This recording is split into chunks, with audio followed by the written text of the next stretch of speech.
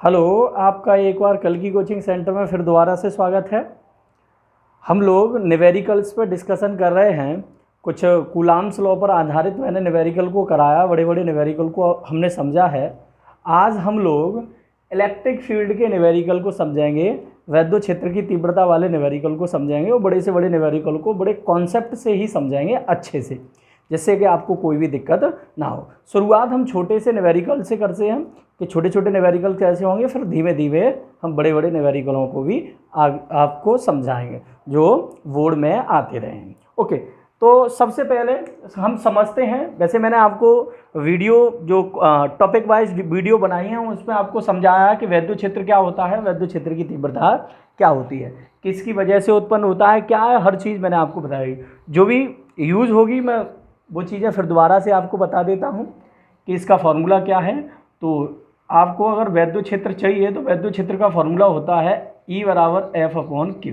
क्या होता है इसका मतलब? तो E वैद्युत क्षेत्र है या वैद्युत क्षेत्र की तीव्रता है, और अगर उस वैद्युत क्षेत्र में आप Q आवेश रख देंगे तो Q आवेश पर एक फोर्स लगेगा, तो उस फोर्स तथा इस Q के अनुपात को हम वैद्युत क्षेत्र कहेंगे। तो ये फॉर्मूला। एक और कि एक बात हमें पता है कि वैद्युत क्षेत्र किससे उत्पन्न होता है, तो आंसर होगा वैद्युत क्षेत्र किसकी वजह से उत्पन्न होता है? आवेश की वजह से। किसकी वजह से? आवेश। जहाँ कहीं भी आवेश होगा वहाँ पर वैद्युत क्षेत्र होगा। ओके, तो मेरे पास एक आवेश है, पॉजिटिव मैंने आवेश ले लिया है, तो क्या इसके कारण वैद्युत क्षेत्र उत्पन्न होगा? हाँ, होगा। यदि मैं इससे r दूरी पर, कितनी दूरी पर? r दूरी पर मैंने कोई पॉइंट मान लिया है और इस पॉइंट पर अगर मैं वैद्युत क्षेत्र जानना चाहता हूँ तो इस वैद्युत क्षेत्र का फॉर्मूला क्या होगा? तो होगा 1/4πε0 k Q/r²। क्या होगा? E बराबर 1/4πε0 k और Q/r²। ओके, तो आपको ये दो फॉर्मूले ही समझने हैं और इस पर आधारित हम बहुत बड़े बड़े न्यूमेरिकल को डिस्कशन करेंगे, अच्छे से अच्छे न्यूमेरिकल को डिस्कस। इन दोनों का मतलब पता होना चाहिए, ये कब यूज होगा, ये कब यूज होगा। ये तब यूज होगा जब कोई अन्य आवेश किसी वैद्युत क्षेत्र में हम रख दें तो उस पर वैद्युत क्षेत्र कितना जनरेट होगा या जो भी है, और यहाँ पर किसी आवेश के कारण कुछ दूरी पर यदि हमें किसी बिंदु पर वैद्युत क्षेत्र चाहिए तो इस फॉर्मूले का हम प्रयोग करेंगे। अब इस पर छोटे छोटे न्यूमेरिकल को हम करते हैं कि किस तरीके से कौन सा न्यूमेरिकल क्या कैसे होगा। ओके, समझते हैं हम इन न्यूमेरिकल्स को।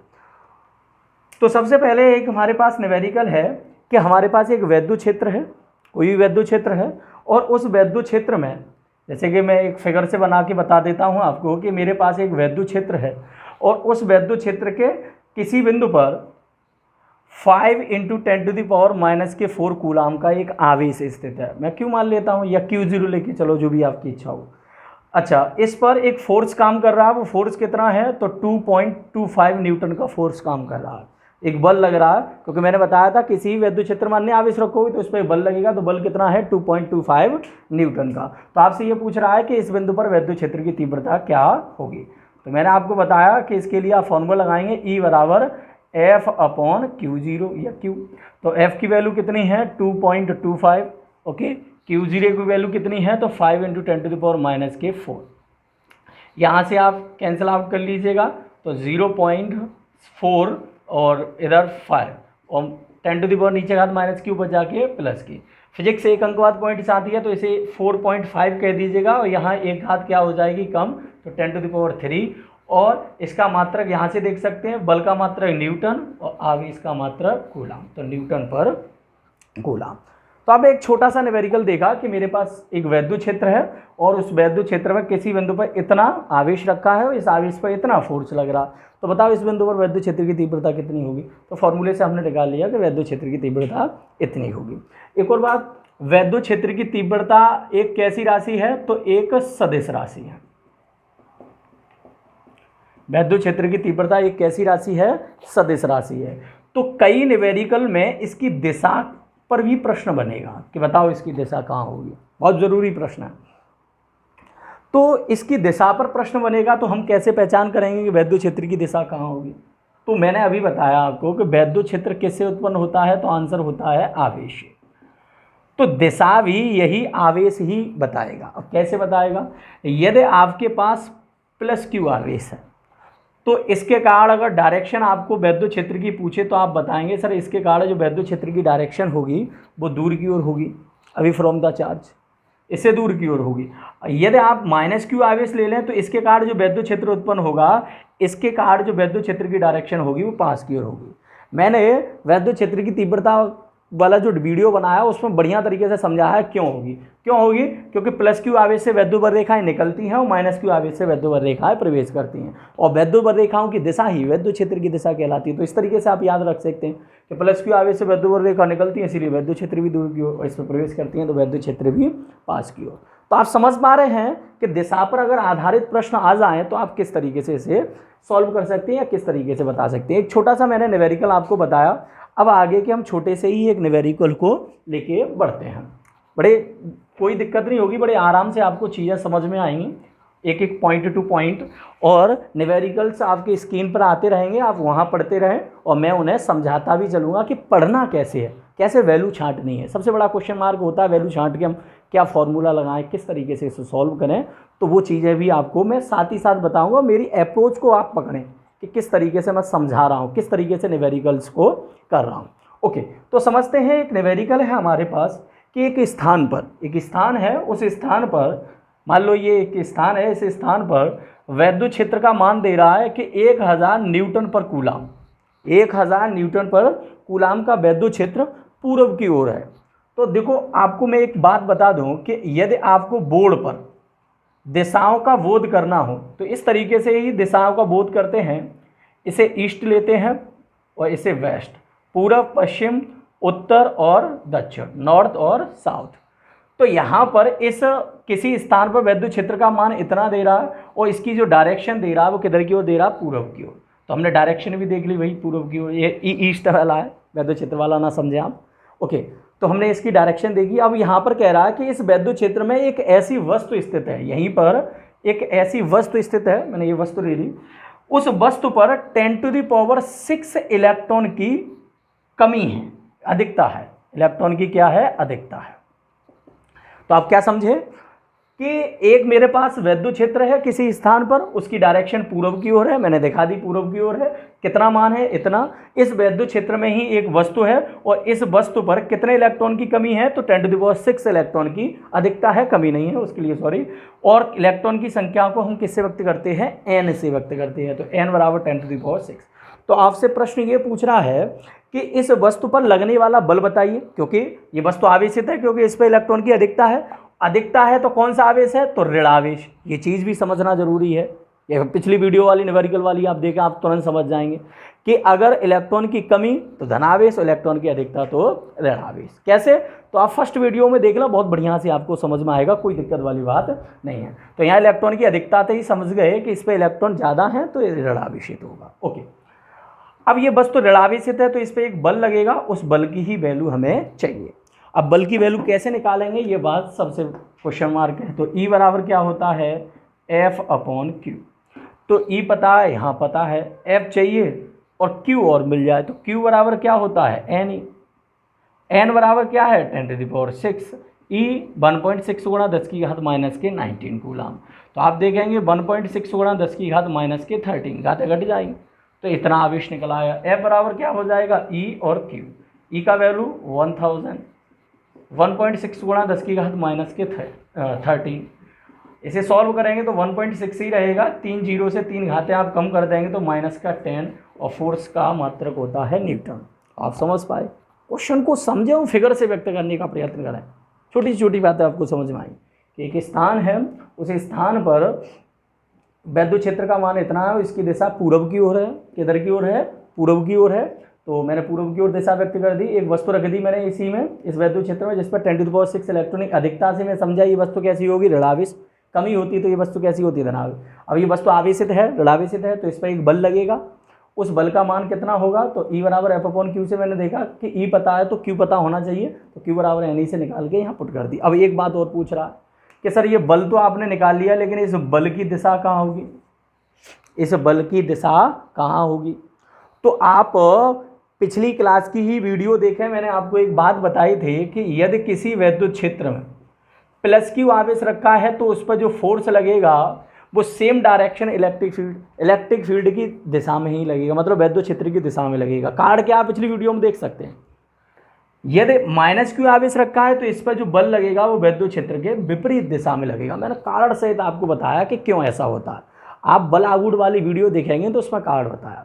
यदि वैद्युत क्षेत्र में प्लस क्यू आवेश है तो वैद्युत बल वैद्युत क्षेत्र की दिशा में लगेगा, और माइनस क्यू है तो उसके विपरीत दिशा। अब मुझे एक बात बताएं, ये वस्तु कैसी है, तो आंसर होगा ऋणावेश। कैसी है? ऋणावेश। वैद्युत क्षेत्र की डायरेक्शन कहाँ है? पूर्व की ओर। तो आप मुझे बताओ इस पर बल जो लगेगा वो वैद्युत क्षेत्र की कैसी लगेगा? विपरीत दिशा में, चूंकि बताया माइनस पर वैद्युत क्षेत्र के विपरीत दिशा में लगता है। तो आप बताओ बल की डायरेक्शन किधर होगी? वैद्युत क्षेत्र के विपरीत, अर्थात ये पूरब है तो इधर की ओर क्या होगा? तो आंसर होगा पश्चिम। तो आंसर क्या होगा? बल की दिशा कहाँ होगी? पश्चिम में। इधर की ओर होगी पश्चिम में। तो देखो आंसर आप दिशा का भी समझ पा रहे हैं। तो पॉइंट टू पॉइंट चीज़ों को समझेंगे और इनके कारण भी मैंने बताया कि ऐसा क्यों होती है चीज़ों को। तो आप पिछली क्लास की वीडियो देखें, आप तुरंत समझ जाएंगे। अभी मैं फिर से वो बातें बताऊं तो फिर से उतना ही टाइम वेस्ट होगा, इसलिए आप देख सकते हैं। तो आपने देखा यहाँ बल का वैल्यू कितना है, इतना कैसे निकाला समझ चुके। बल की दिशा कहाँ होगी? तो वैद्युत क्षेत्र के विपरीत होगी, क्योंकि माइनस क्यू आवेश है। अगर प्लस होता तो वैद्युत क्षेत्र की दिशा मतलब पूर्व की ओर, विपरीत मतलब पश्चिम की ओर। तो आपने ये भी न्यूमेरिकल समझा। अब थोड़ा सा और लेवल बढ़ाते हैं और इस प्रश्न को आगे की ओर लेके चलते हैं। चलिए एक नेक्स्ट प्रश्न की ओर बढ़ते हैं और उसे अच्छे से समझते हैं। न्यूमेरिकल्स का मतलब है कि आप क्वेश्चन को जितने अच्छे से ऑब्जर्व कर पाएंगे उतने ही अच्छी तरीके से न्यूमेरिकल्स कर सकते हैं। अब एक प्रश्न है, छोटा सा ही प्रश्न है, उसे मैं आपको लेके चलता हूँ। प्रश्न ये है कि हमारे पास एक आवेश है 5 × 10⁻⁻8 कूलाम का आवेश है, और इस आवेश से कहना चाह रहा है कि इस आवेश से कितनी दूरी पर, कितनी दूरी पूछना चाह रहा है। तो मैं आर डिस्टेंस ले लेता हूं कि आर डिस्टेंस पर कोई पॉइंट है और उस पॉइंट पर 450 न्यूटन पर कूलाम का वैद्युत क्षेत्र उत्पन्न हो रहा है। कहने का अर्थ मेरे पास एक आवेश है, इस आवेश की वजह से एक वैद्युत क्षेत्र उत्पन्न होगा। हाँ होगा।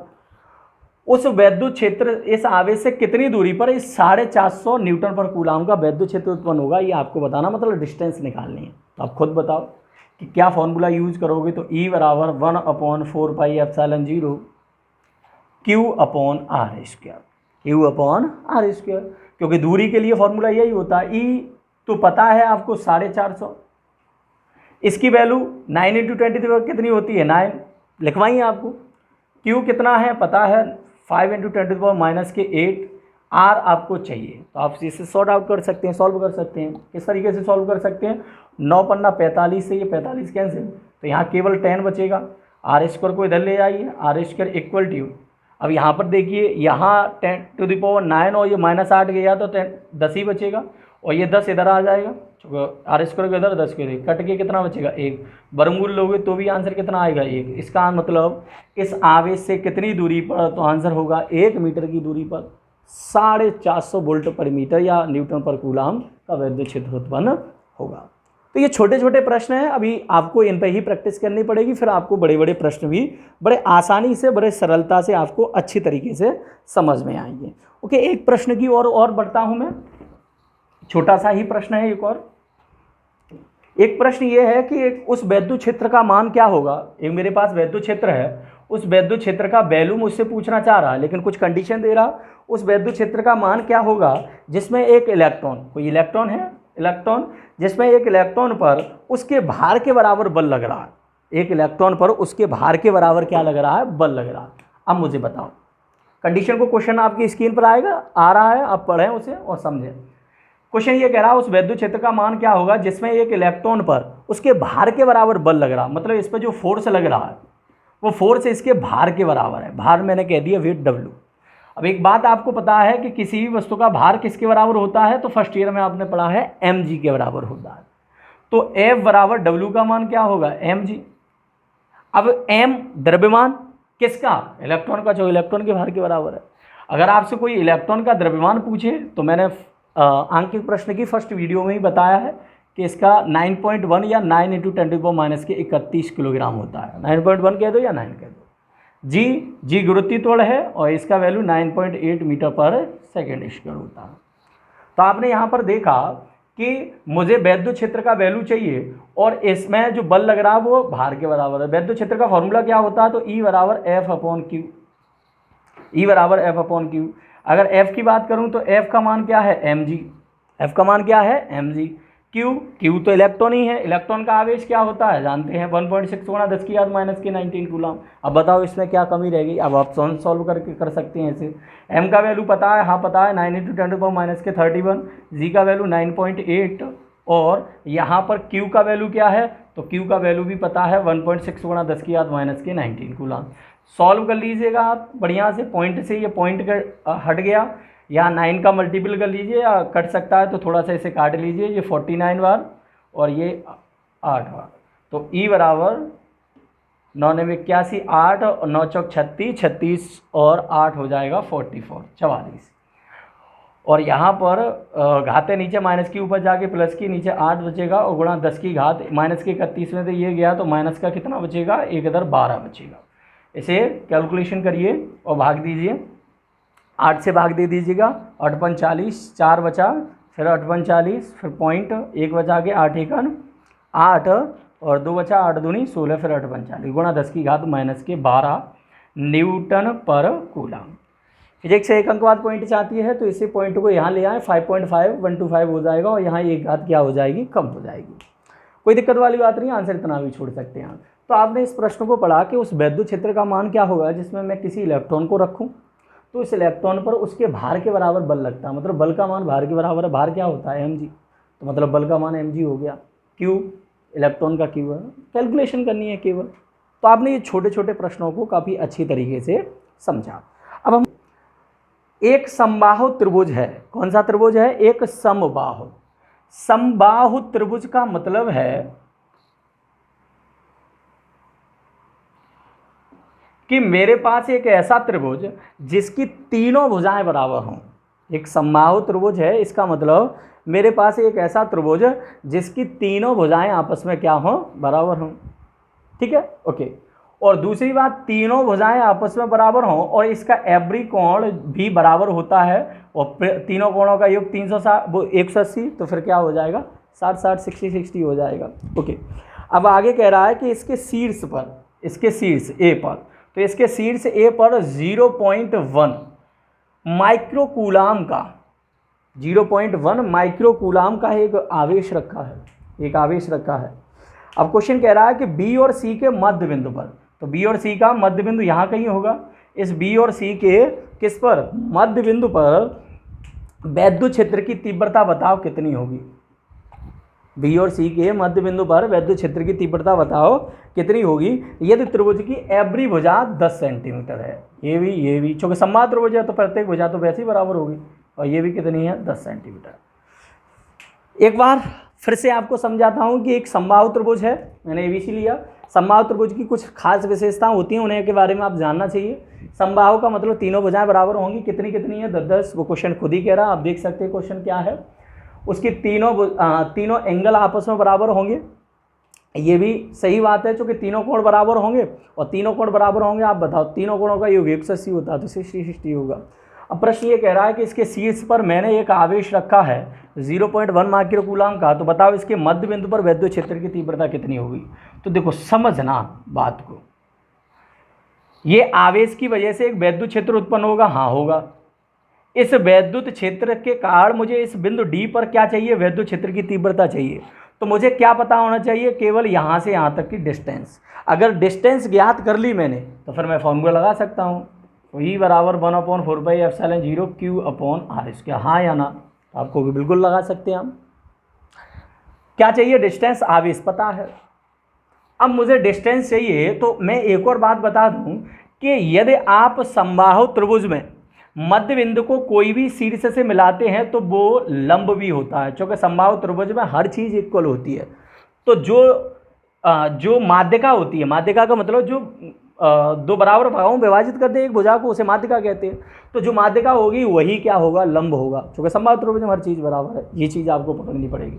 अब माध्यिका का मतलब तो आप समझ ही रहे हैं कि ये वाली भुजा और ये भुजा बराबर होगी। अगर 10 है तो ये भी कितनी होगी, 5, और ये भी कितनी होगी, 5। ध्यान रहिए सेंटीमीटर में होगी।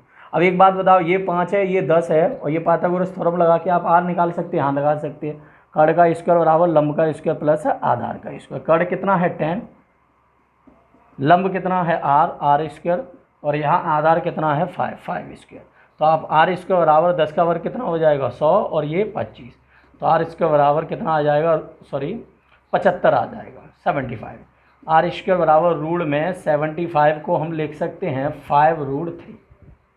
75 25 का वर्गमूल 5 होता, वो भी किस में, सेंटीमीटर में। अब एक और बात, 5√3 तो हो गया, इस सेंटीमीटर को मीटर में चेंज करने के लिए 10⁻⁻2 से मल्टीप्लाई।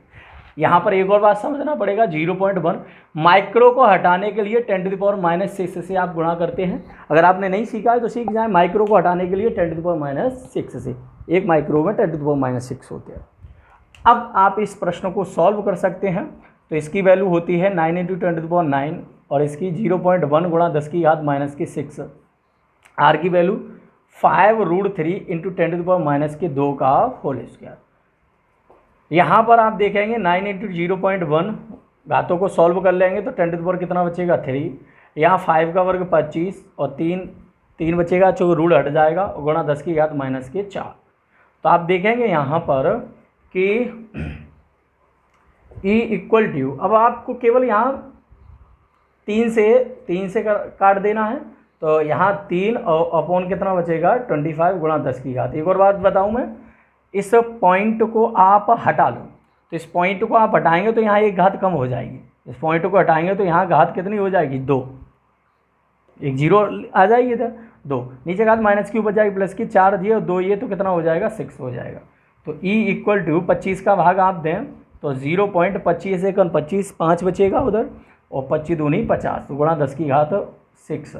फिजिक्स एक अंक बाद पॉइंट मांगती है, तो 1.2 और यहाँ पर एक घात कम हो जाएगी, तो कितना बचेगा 5, और न्यूटन पर कूलम। कॉन्सेप्ट को समझे, कॉन्सेप्ट को। अगर आपको समबाहु त्रिभुज नहीं आता है तो आप सीखें। समबाहु त्रिभुज जिसकी तीनों भुजाएं बराबर हैं, जिसका एवरी एंगल 60 डिग्री होता है। समबाहु त्रिभुज में जो माध्यिका होती है, मतलब जो भुजाओं को दो बराबर भागों में बांटती है, वही लंब होती है। अब एक प्रश्न है हमारे समक्ष कि एक चित्र दे रखा है, उस चित्र को मैं पहले बना देता हूं कि चित्र किस तरीके का दे रखा है। एक चित्र है, इसमें कह रहा है ABC एक त्रिभुज है। ABC एक क्या है, त्रिभुज। ABC एक चित्र में त्रिभुज है। इसमें दूरी भी दे रहा है 3 सेंटीमीटर, 4 सेंटीमीटर और 5 सेंटीमीटर। समझनी है बातों को आपको। अब यहाँ पर कहना चाह रहा है कि जो बिंदु A है, इस बिंदु A पर प्लस माइनस Q1 आवेश दे रहा है कि इस बिंदु पर A पर एक आवेश रखा है जिसका वैल्यू प्लस माइनस 1.2 और गुणा 10⁻8 कूलम है इस जगह। इस बिंदु B की कह रहा है कि यहाँ पर एक माइनस के 1.6 गुणा 10⁻8 कूलम आवेश है। यहाँ पर इतना और यहाँ पर इतना। तो आपको ये बताना है कि इस बिंदु C पर नेट इलेक्ट्रिक फील्ड कितना होगा। नेट मतलब परिणामी विद्युत क्षेत्र क्या होगा, प्रश्न आप देख सकते हैं। तो मेरे पास एक चित्र है जिसमें ABC एक ट्रायंगल है, जिसमें भुजाओं की दूरी दे रखी है। बिंदु A पर प्लस माइनस 1.2 गुणा 10⁻8 कूलम आवेश रखा है, यहाँ पर ये रखा है। तो इस बिंदु C पर आपको विद्युत क्षेत्र चाहिए कि कितना उत्पन्न होगा। नेट क्यों कह रहा, उस बात को समझना। मैंने आपको बताया कि प्रत्येक आवेश एक विद्युत क्षेत्र उत्पन्न करता है। तो यहाँ एक आवेश Q1 है और एक आवेश क्या है Q2। तो इस जगह पर कितने विद्युत क्षेत्र उत्पन्न होंगे, 2। तो इस वजह से कह रहा है कि नेट विद्युत क्षेत्र क्या होगा, क्योंकि 2 होंगे, आपको उनका परिणामी चाहिए नेट कितना होगा। तो देखते हैं। मैंने आपको बताया कि विद्युत क्षेत्र की दिशा भी समझना बहुत जरूरी है। यहाँ पर कौन सा आवेश है, माइनस। तो इसके कारण जो विद्युत क्षेत्र उत्पन्न होगा उसकी डायरेक्शन इस बिंदु पर जो होगी उत्पन्न, वो पास की ओर होगी, क्योंकि -Q आवेश से विद्युत क्षेत्र की दिशा पास की ओर होती है। अब एक और बात, यहाँ पर प्लस भी है और माइनस भी, हम क्या लें। तो आप चाहे तो प्लस ले लीजिएगा और चाहे माइनस ले लीजिएगा, दोनों से आंसर सेम ही आएगा, कोई दिक्कत वाली बात नहीं। अगर प्लस काउंट करोगे तो इसकी डायरेक्शन दूर की ओर हो जाएगी, माइनस काउंट करोगे तो इसकी डायरेक्शन पास की ओर।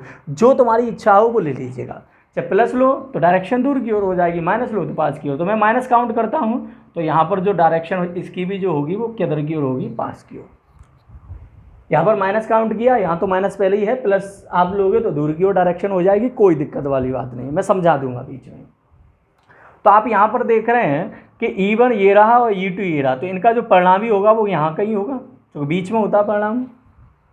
परिणामी का फॉर्मूला क्या होता है, तो फॉर्मूला भी मैं लिखे देता हूँ यहाँ पर, E बराबर अंडर में E इक्वल टू अंडर में E1 स्क्वायर E2 स्क्वायर और प्लस के 2E1 और E2 और क्या कॉस थीटा। थीटा का मतलब दोनों के बीच का एंगल, दोनों के बीच का भी एंगल चाहिए। अब समझें E1 E2 मिल जाएंगे, हाँ मिल सकते हैं, क्योंकि E बराबर होता है 1/4πε0 Q/r²। कि E1 कह दूँ मैं ऐसे ही, तो E1 इक्वल टू यहाँ 9 × 10⁻⁴ कितना हो जाएगा 9। Q की वैल्यू कितनी है, तो 1.2 × 10⁻⁻⁸। यहाँ से यहाँ तक की डिस्टेंस कितनी है, तो 3 सेंटीमीटर। सेंटीमीटर को मीटर में भी चेंज कर लो, तो 10⁻2 से आप गुणा कर सकते हैं। जब आप करेंगे तो 3 × 10⁻2 का होल स्क्वायर। चूँकि डाटा MKS पद्धति में चाहिए होता है या SI पद्धति में, इस वजह से हमें ये चेंज करना पड़ता है। E1 इक्वल टू, अब यहाँ पर 9 और 1.2 × 10⁻⁴ एक ही बचेगा, चूँकि 8 में तो -8 गया, 9 में से -8, यहाँ स्क्वायर करोगे तो 9 और 10⁻⁴, तो 9 से 9 कैंसिल, तो E1 इक्वल टू आ जाएगा 1.2, नीचे का माइनस की ऊपर जाएगी प्लस की, तो 4 और 1 कितना हो जाएगा 5। तो आप समझ पा रहे हैं न्यूटन पर कूलम। एक आपने वैद्युत क्षेत्र निकाल लिया। इसी प्रकार आप E2 भी निकाल सकते हैं। E2 बराबर, इसकी वैल्यू तो 9 × 10⁻9 होगी, थोड़ा सा सॉल्व करना सीखें। इसकी वैल्यू 1.6 × 10⁻8, और यहाँ से यहाँ तक की डिस्टेंस कितनी है 4, मीटर में चेंज करेंगे तो 10⁻2। मैं डायरेक्ट स्क्वायर कर रहा हूँ, तो 4 का स्क्वायर कितना हो जाएगा 16, और 10⁻⁻ का कितना 4। तो आप देख रहे हैं यहाँ पर कि पॉइंट हटा दें और यहाँ चलो एक जीरो बढ़ा दें, और 16 से 16 कैंसिल, यहाँ एक जीरो से एक घात कम कर दीजिएगा तो एक जीरो से एक घात कम कर देंगे तो -3 हो जाएगा। अब यहाँ पर देखेंगे कि 9 × 10⁻, 9 में से -8 गया, एक ये बचा और 3 यहाँ, चूँकि एक जीरो से एक घात तो कैंसिल हो ही गई है, तो 3 ये और ये, और तो कितना हो जाएगा कुल मिला के 4। कितना हो जाएगा कुल मिला के 4। अगर यहाँ 5 पॉइंट तक है और अगर इसे 5 पॉइंट तक करना है, तो यहाँ इसे कह दीजिएगा 0.9 × 10⁵ न्यूटन पर कूलम। ऐसा क्यों किया है मैंने, तो आप समझ सकते हैं कि जब जोड़ेंगे, जब घटाएंगे इसे, तो यहाँ 10⁵ है, यहाँ 10⁵ नहीं होगा, तो फिर आप जोड़ के घटा कैसे लेंगे, बड़ी दिक्कत होगी। कैलकुलेशन को खुद कर लें। अगर दिक्कत हो रही है कि कैसे क्या हो रही है, तो कैलकुलेशन को खुद कर लें। मैंने पॉइंट हटा के यहाँ 0 16 से 16 एक घात कम करके फिर बाद में बढ़ाया, आप जो भी इच्छा हो उस तरीके से कर लें। तो E1 E2 हमें मिल चुका है। अब केवल क्या चाहिए, थीटा। क्या चाहिए, थीटा। थीटा मतलब एंगल चाहिए आपको। एंगल आप किस तरीके से निकालें, सबसे बड़ी बात ये है।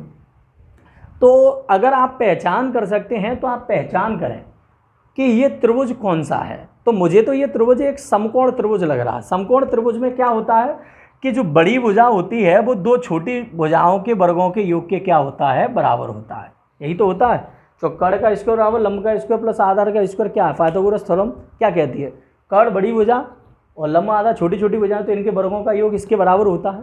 क्या इसमें हो रहा है, बड़ी भुजा चेक करो 5 है, तो 5 का वर्ग कितना हो गया 25, चेक कर लो। 3 का वर्ग देखो 9, 4 का वर्ग देखो 16, 16 और 9 कितना 25। तो आप देखें क्या इस बड़ी भुजा का वर्ग इन दोनों भुजाओं के वर्गों के योग के बराबर हाँ है। तो क्या ये एक समकोण त्रिभुज नहीं होगा, बिल्कुल होगा समकोण त्रिभुज।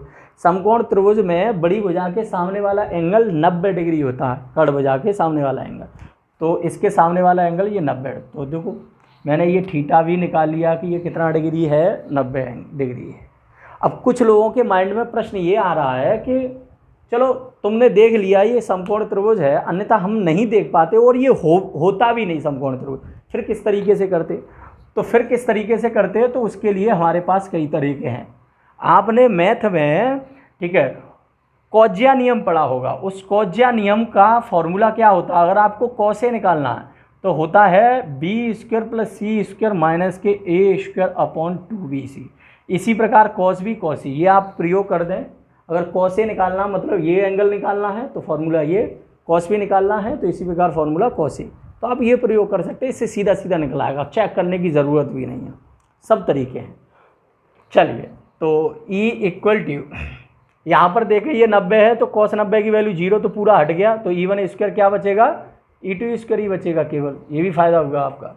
तो E इक्वल टू, अगर E1 जानना चाह रहे हैं, पता है 1.2 गुणा 10 की घात 5 का होल स्क्वायर।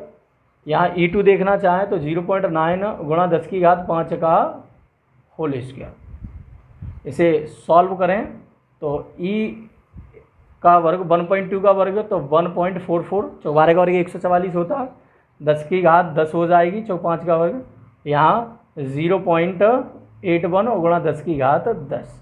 अब आप इसे जोड़ लें, तो आप जोड़ेंगे तो 4 और 1 कितना हो जाएगा 5, 8 और 4 12, हंसी लगी 1 और ये 2, तो 2.25 गुणा 10 की घात कितना 10। तो आप यहाँ पर चेक करेंगे 2.25 वैसे 15 का वर्ग होता है, वर्गमूल 15 का वर्गमूल, तो 1.5 हो जाएगा, चूँकि 2 अंक बाद पॉइंट है, वर्गमूल से बाहर निकलेगा तो 1 अंक बाद पॉइंट रह जाएगा, और यहाँ घाते आते। क्या समझे? टाइम अधिक लग सकता है, एक एक पॉइंट को आपको समझना पड़ेगा। किसी के माइंड में आ रहा होगा कि फॉर्मूला ये कॉस ए बराबर लिखा, कॉस बी बराबर क्या होगा, तो A square plus C square minus B square upon 2ac। अगर कॉस सी बराबर आप जानना चाहें तो A square plus B square और minus C square upon 2ab। कोई दिक्कत वाली बात नहीं है, अपने पढ़े हैं इसलिए वजह से मैंने शायद छोड़ दिया हो, समझ में आना है। तो क्वेश्चन बड़ा है तो उसे कॉन्सेप्ट से ही समझना पड़ेगा, और एक बार आपने समझ लिया तो कोई दिक्कत होने वाली नहीं।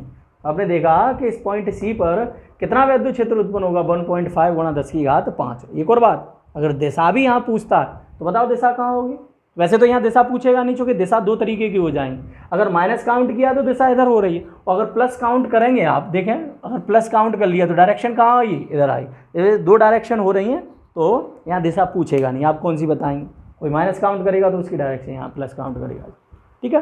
तो कोई दिक्कत वाली बात नहीं है, आपको बड़े अच्छे तरीके से न्यूमेरिकल समझ में आएंगे, बड़े बड़े न्यूमेरिकल भी। अब थोड़ा सा मैं अगले न्यूमेरिकल की ओर बढ़ता हूँ। एक प्रश्न है कि एक चित्र दे रखा है, प्रश्न में ही एक चित्र दे रखा है, उस चित्र को आप देखें। उस चित्र में एक वर्ग है, ये क्या है, वर्ग। मेरा थोड़ा सा वर्ग ना पता चले तो भी आप समझ जाएं, होशियार बच्चे हैं आप सब लोग। तो एक स्क्वायर है, और स्क्वायर की क्या विशेषता होती है कि उसकी चारों भुजाएं आपस में क्या होती हैं, बराबर। और वो दे भी रहा है कि इसकी प्रत्येक भुजा a सेंटीमीटर है, क्या है, a सेंटीमीटर, ठीक है, एक लिख ही दे रहा हूँ। और इस वर्ग का नाम A, B, C और D, ठीक है। यहाँ पर कह रहा है कि इसका केंद्र, तो केंद्र मैंने कल भी बताया था आपको, कल वाली क्लास आप देखें कि केंद्र किसे कहते हैं, वर्ग के विकर्ण जिस बिंदु पर मिलते हैं उसे हम कहते हैं केंद्र। तो केंद्र O दे रहा है। ये क्वेश्चन ये कह रहा है कि इस केंद्र O पर वैद्युत क्षेत्र का परिमाण व दिशा ज्ञात कीजिए। वैद्युत क्षेत्र कितना होगा, उसकी डायरेक्शन कितनी होगी। और यहाँ पर आवेश की वैल्यू दे रहा है, ये -2q है, और यहाँ पर +q है, और इस जगह -q है, और इस जगह +2q है। तो इस पॉइंट पर आपको वैद्युत क्षेत्र का मान चाहिए और डायरेक्शन सहित। बड़ा बढ़िया प्रश्न है, अच्छा लगेगा आपको समझने में, समझें भाई। जहाँ भी आवेश होता है वहाँ वैद्युत क्षेत्र होता है। तो यहाँ आवेश है तो इसके कारण भी यहाँ वैद्युत क्षेत्र होगा, इसके कारण भी होगा, इसके कारण बिल्कुल होगा, कोई दिक्कत वाली बात नहीं है। एक बात और कि ये डिस्टेंस आपस में बराबर होगी, और ये भी आपस में बराबर ही होंगे, क्योंकि वर्ग के विकर्ण जिस बिंदु पर मिलते हैं वो बराबर दूरियों में विभाजित करते हैं। तो अगर ये मैं पूरी डिस्टेंस निकालना चाहूँ तो वर्ग का एवरी कोण 90 डिग्री होता है, तो इस हिसाब से ये कर्ण बन गया।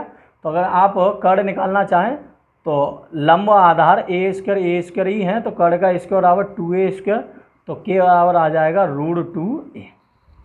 क्या आ जाएगा, √2a। अगर आपको ये डिस्टेंस ज़रूरत पड़ेगी, क्योंकि ये वैद्युत क्षेत्र आप इस बिंदु से यहाँ तक निकालना चाह रहे हैं, तो ये डिस्टेंस चाहिए, ये भी चाहिए, और चारों ही आपस में बराबर होंगे। एक बात बताओ, अभी हमारे पास ये जो कर्ण निकला वो क्या निकला, dB, पूरी भुजा निकल आई √2a। लेकिन हमें dB नहीं चाहिए बल्कि OD चाहिए, और OD पता चल गई तो चारों भी पता चल जाएंगे। तो OD निकालना है तो आपको इसी डिस्टेंस का क्या करना होगा, आधा। तो √2a का आप आधा करेंगे, 2 से भाग देंगे तो a अपॉन क्या आ जाएगा, √2। क्योंकि संख्या समान हो, ऊपर रूट चढ़ाओ तो नीचे चढ़ जाएगा। तो ये आ गई a अपॉन √2। अब लिखो चाहे मत लिखो, कोई दिक्कत वाली बात नहीं। a अपॉन √2, ये भी a अपॉन √2 और a अपॉन √2। तो पहले डिस्टेंस हमने निकाल ली, ये सरलता हो गई। क्वेश्चन तो करना ही है, तो डिस्टेंस मिल गई। अब केवल हमें क्या चाहिए, दिशा और वैल्यू। तो ये -q आवेश है, इसके कारण यहाँ वैद्युत क्षेत्र उत्पन्न होगा, इसकी डायरेक्शन पास की ओर बताया था। ओके, यहाँ प्लस क्यू आवेश है तो इसकी डायरेक्शन दूर की ओर तो ई बी, ये माइनस क्यू आवेश है इसकी डायरेक्शन पास की ओर तो ई सी, ये प्लस क्यू आवेश है इसकी भी डायरेक्शन दूर की ओर तो ये ई डी। थोड़ा सा समझें, छोटे से ही चित्र में समझें, कोई दिक्कत वाली बात नहीं।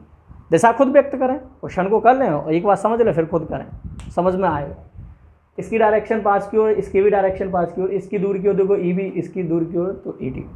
अब यहाँ पर कितने वैद्युत क्षेत्र हो गए मेरे पास? 4 वैद्युत क्षेत्र हो गए। तो सबसे पहले मैं चारों की वैल्यू निकालता हूँ, फिर आपको समझाता हूँ चित्र में।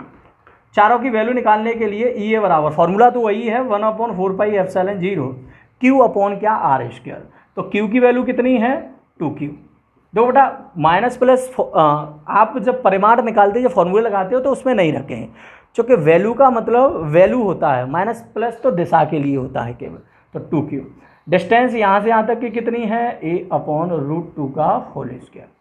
तो ई ए इक्वल टू आपने देखा 1/4πε0, √2 का वर्ग करेंगे 2 ऊपर पहुँच जाएगा तो 4q/a²। इक्वेशन फर्स्ट डाल सकते हैं। इसी प्रकार ई बी 1/4πε0, ठीक है, और यहाँ पर आवेश कितना है q, और डिस्टेंस यहाँ से यहाँ तक की a/√2।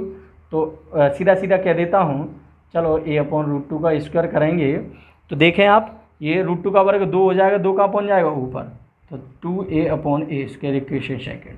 इसी प्रकार ई सी निकालेंगे तो 1/4πε0, यहाँ पर आवेश कितना है? माइनस q, लेकिन q ही रखेंगे, और यहाँ से यहाँ की डिस्टेंस कितनी? a/√2। तो फिर से वही 2a², चलो 2 ऊपर पहुँच जाएगा। इसी प्रकार अगर आप ई डी निकालेंगे तो 1/4πε0, यहाँ आवेश कितना है? पहले से ही 2q है और a/√2 आएगा, तो वो 2 दूनी कितना हो जाएगा? 4/a²। खुद कर ले, कोई दिक्कत वाली बात नहीं, मैंने डायरेक्ट थोड़ा सा कर दिया। ई ए का वैल्यू आपने निकाल लिया, ई बी का, ई सी का और ई डी का वैल्यू मिल गए। अब देखें, मज़ा आएगा आपको समझने में। चित्र थोड़ा सा बिगाड़ सकता हूँ तो आप बना सकते हैं चित्र को, कोई दिक्कत वाली बात नहीं। अब यहाँ पर ये देखें कि ई और ई सी दोनों विपरीत दिशा में हैं, तो इन दोनों का हम परिणामी जो निकालेंगे, इन दोनों का परिणामी वो घटा के निकाल सकते हैं। समझ में आ रही है बात कि नहीं आ रही?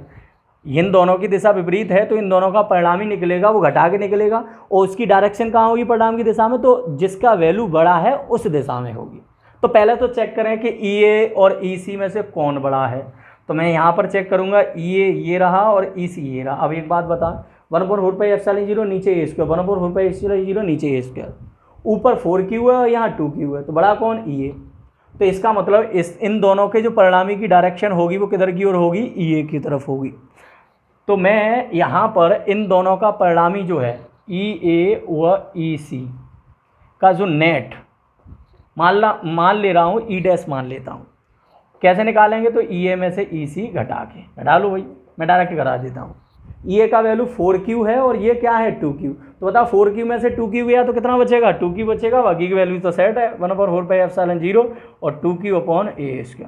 सीधा सीधा निकल आया। कैलकुलेशन को बचाएं, आप खुद कर लें।